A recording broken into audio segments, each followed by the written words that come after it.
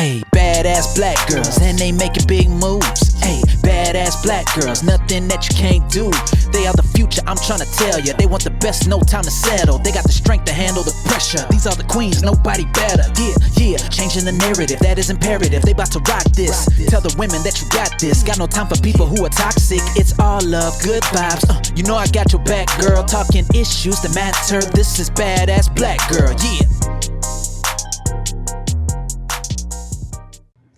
Hello everyone, MJ here, welcoming you to a new episode of Badass Black Girl. I have two awesome ladies with me today. My co-host, Nehemie. Nehemie, say hi. Hi, everyone. And we also have a very special guest. Kereen Getten is with us today to talk about writing, to talk about life, to talk about the excitement that comes with being a badass black girl. Hi, Kereen. Hi, everyone. So, Kereen, tell us a little bit about you. Okay, my name is Kereen Getten. I'm originally from Jamaica. I moved to England when I was 8 years old, and I've been living here ever since. And I just released my first book called When Life Gives You Mangoes, my first ever book, which I'm really, really excited about. And what do I think is a badass black girl? I think a badass black girl is someone who lives in her truth, who doesn't worry about what other people think of her, who does what's right for her and follows her dreams. Thank you. Excellent. I love that. I love that a lot. Kereen, I was looking at your bio because I've been very interested in your work. I'm from the Caribbean as well, and he has roots in the Caribbean too. So the first thing that I noticed was the mention on your publisher's website that you grew up around trees. And there's this nice description of the setting of your childhood. And I suddenly realized that I feel very close to you because of that. And that got me thinking about the power of connection, how we connect to other people because of one or two things, something like, oh, mangoes. Yes, she's one of, she's one of us, right? So tell us a little bit about this idea of connection, how having been born in Jamaica, but having lived outside of Jamaica, how you've stayed connected and how you create those connections with your culture, but also what other connections have been very valuable to you as a writer, to you as a Black woman. Yeah, so I left Jamaica when I was 8 years old, and I moved to England, and we moved to a small British town that I'd never seen Black people before in their lives. So I came from this fishing village where everybody knew me and I knew everyone, into this town where people hadn't even seen people that looked like me. So I felt really disconnected. I felt like I was very alone. And we would go out on the streets and people would point at us and go, oh, look at that person. So it was such a stark contrast from where I came from. But my mum really saw the importance of staying connected to home. So we would go back at least once or twice a year to visit family. We'd spend about 6 weeks home. And that was really important for us to keep the connections of home, not just with family, but with friends, but with our culture as well, because where we lived, there was no culture. There was no Black culture. There was no Caribbean culture at all. So it was important for us to keep that connection at home. So we've kept that on a regular basis. And that's been really important to me, because I think that when you're in a world where you don't see yourself, that you can tend to lose yourself. And we kept moving to different towns where there was no one that looked like me. And people would call us names, and it got quite distressing. And I think if we hadn't maintained that connection to home, not only to Jamaica, but my mom keeping that connection in the household. So she would cook Jamaican food. She'd play Jamaican music. She'd speak to us in patois all the time. So we never lost that. So on the outside world, where I felt completely disconnected, when I came home, I felt really connected, and my mom really made sure that we remembered where we were from. And that was really important as well when I became a writer, because in the publishing world, it's very much a white world. It's hard for Black writers to get noticed in the publishing world. It's a hard slog. So it was important for me to see people like me that had made it, so I could see, oh yeah, it can be done. But also when I was going through my struggles as a writer, it was important to be connected with other people who were going through the same thing, who were also, you know, trying to get an agent or trying to get a publishing deal or trying to get their work heard. That connection was really important as well, because writing is very isolating. And if you don't stay connected with people who are going through the same thing as you, it can really, it can be quite a negative experience. So yeah, it's really important. Another question that I had, you, of course, you mentioned Jamaican food, and I'm like, oh, that's what I would love to have for lunch or dinner today, because everything is so delicious. And the very title of your book, When Life Gives You Mangoes, of course, we automatically think about the choice of mangoes, and we were curious about the content. So tell us a little bit about the book, how you came to conceive it. Why was it important to you to write about your home country? Because you could have chosen to write about your adopted country. Why this book? Why Jamaica? And maybe we'll get the answer to why so fabulous, because this is one great read. So tell us a little bit about the book. Yeah, so the idea for Mangoes came about 5 years ago. I just really wanted to write a story about home.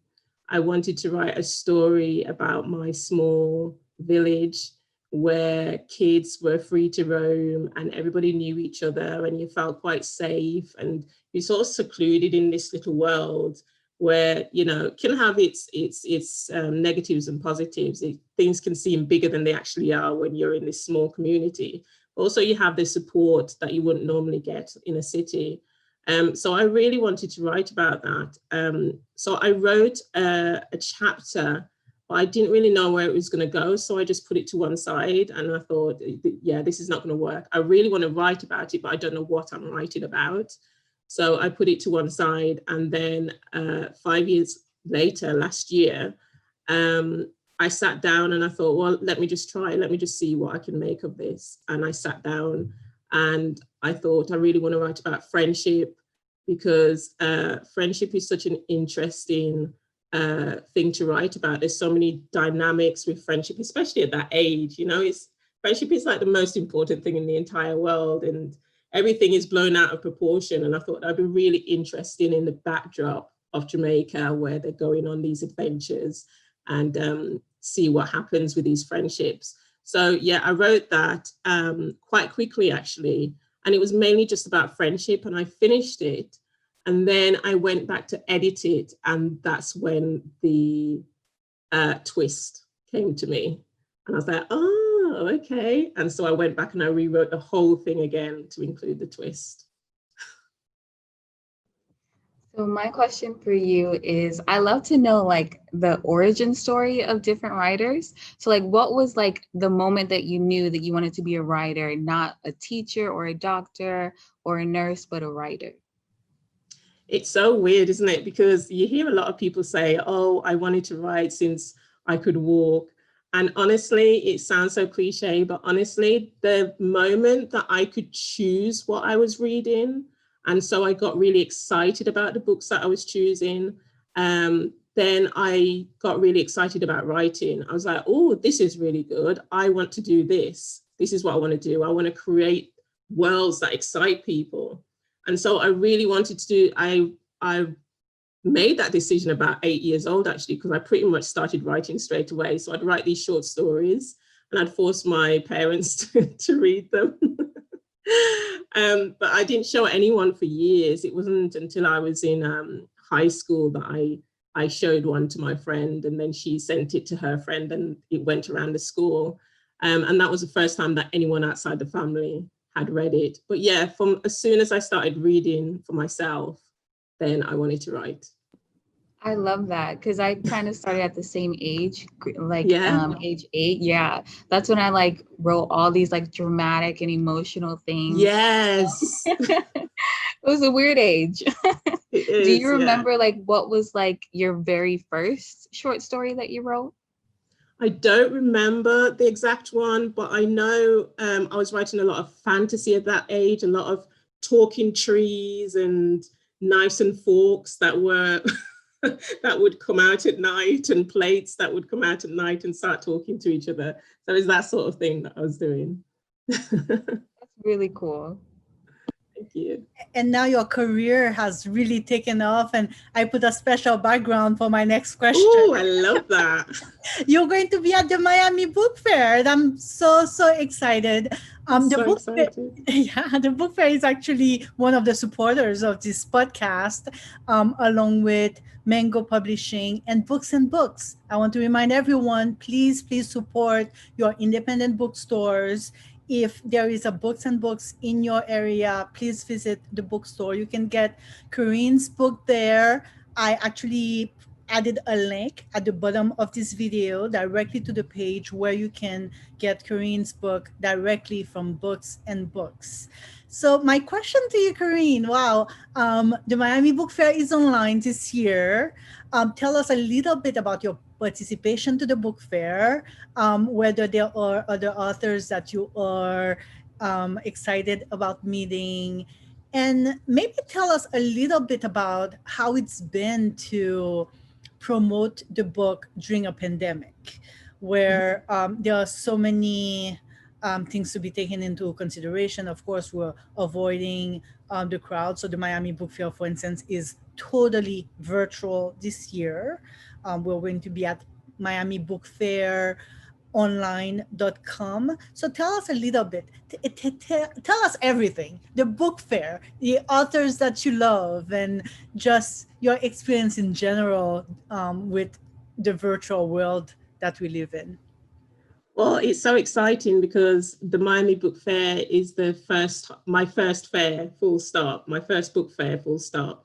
And it was my first time doing panels. So it was an introduction into doing panels with other authors, which was really scary and really exciting all at the same time. But it was so exciting to hear other authors because I'm a UK author. So it was really exciting to be on panels with US authors who had these fascinating insights of how they wrote. And, you know, it was really, it's really good to interact with them. And there was like one author that I was on a panel with who actually did a quote on my book, which just blew my mind. I was on the same panel as her, which was Ty Kellesh, when you trap a tiger. So when I saw her name on the panel, I was like, no, it can't possibly be her. That's just crazy. And then I went on the panel and she was there. And you know, when you're trying not to act like a fangirl, like, hi, I'm cool. This is okay. It's not okay. Yeah, so that was really exciting. So the promoting in a pandemic, I really don't know any different because this is my first book. But for me, I think for someone who's not very good at talking to audiences, I think it's actually benefited me personally to be doing things through Zoom calls. So it's a great introduction to talking to people and talking about my book before being in front of a room full of people. So it's a really good. I'm sorry to interrupt. I don't believe you one bit. Wow. You need to talk to audiences. I mean, you have such insight, and you seem to have such confidence. I mean, I want the kind of confidence that Kereen has. No. So no. I'm hiding it all. I That's what's happening. I'm hiding it all. But that's so nice of you to say so. But yeah, it's and it's been different for the publishers to promote the book as well, because it's obviously they've never done it before, so they were learning as they were going along. So for me, it was just normal because I didn't know any different. But for them, I knew it was difficult for them because, you know, they had to go from doing things in person to doing everything online. But I think the great thing with everybody being online these days has really helped a lot. So there's, you know, there's very few people that's not online. Booksellers are online. Everybody's online at the moment. So it's really worked out really well for us.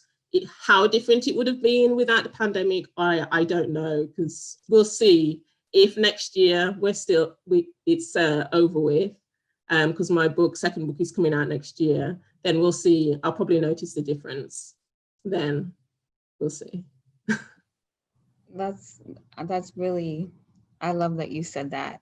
My question that I have for you is like, what was your process for writing this first book? Like, did you map it out? Like, did you write a little bit day by day or week by week or month by month? Like, what was your process? Or like, were you like a midnight owl? Did you write in the night and then work, you know, during the day?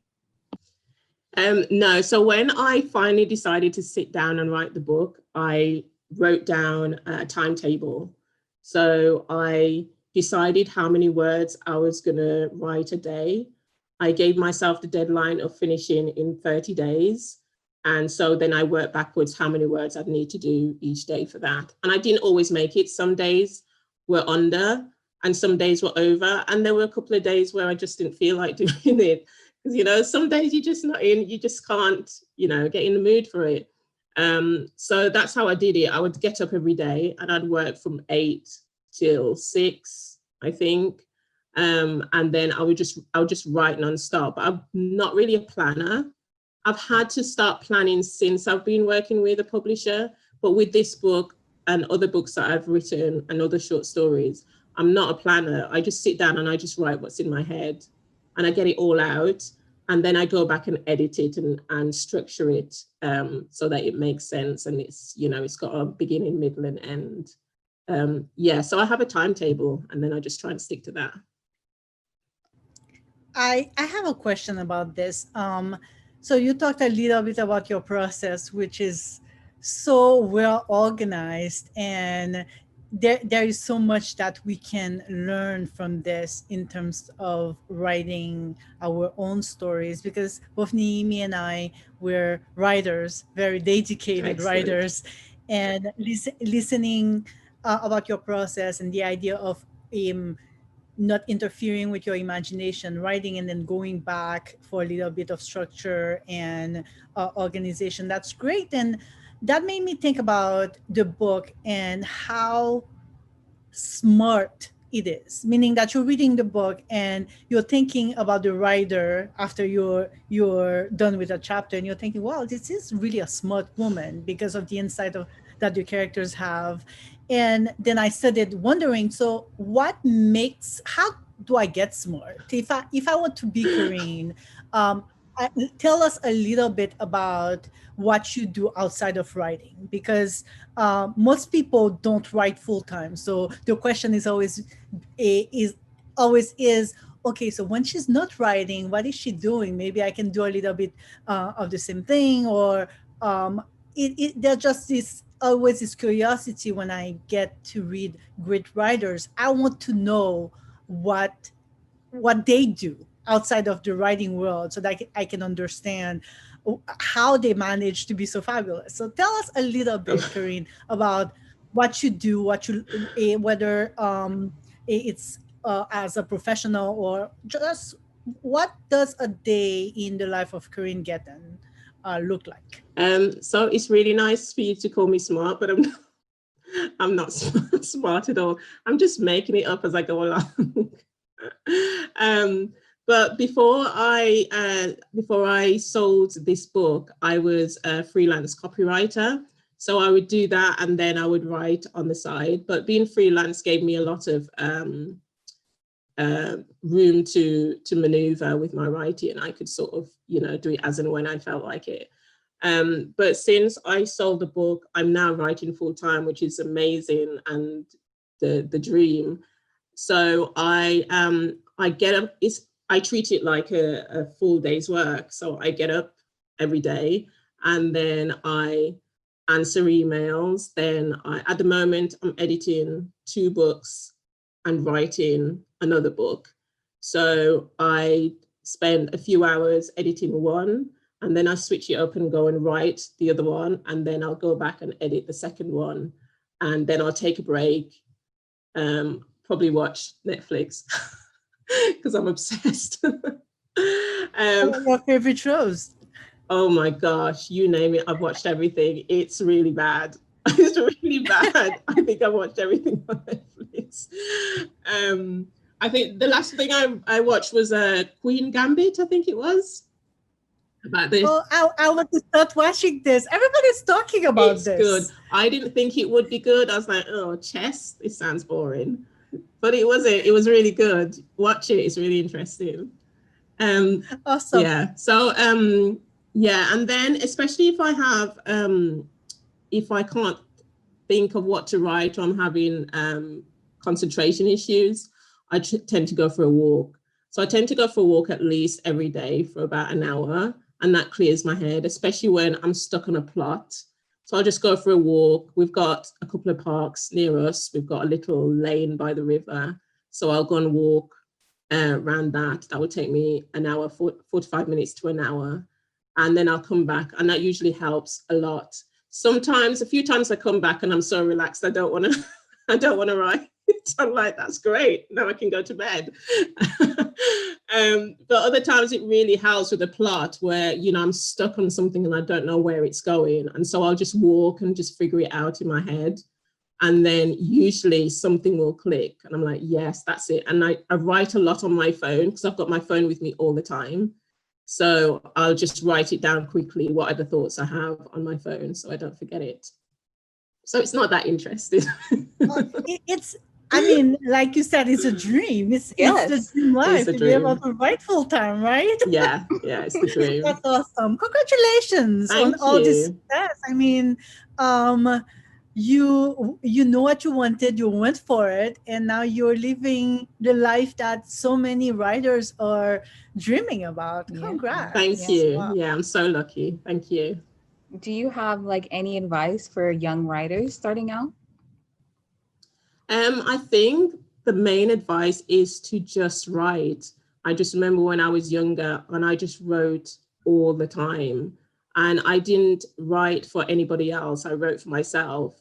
I just wrote because I wanted to write. And I think it's important that they write for themselves and don't write because they're expecting something from it, or they're expecting a book deal or expecting an agent. Just write for yourself, write what you love, what you enjoy.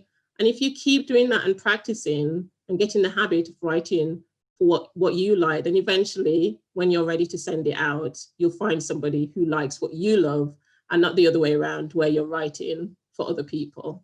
You need to write for yourself. Amen to that.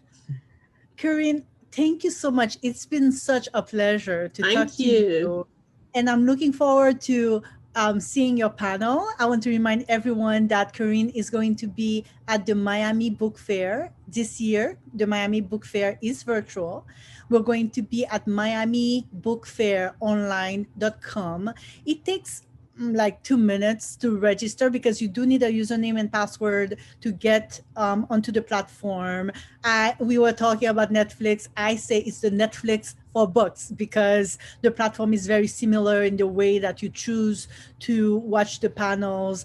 Just register, sign in. It's completely free. We have enough to worry about. We don't want to worry about paying admission fees. So it's perfect. It's totally free. And Kereen is going to be right there, studying the week. Well, in November 16th is a Monday. So we open the fair on the 16th, and the fair runs until the 22nd.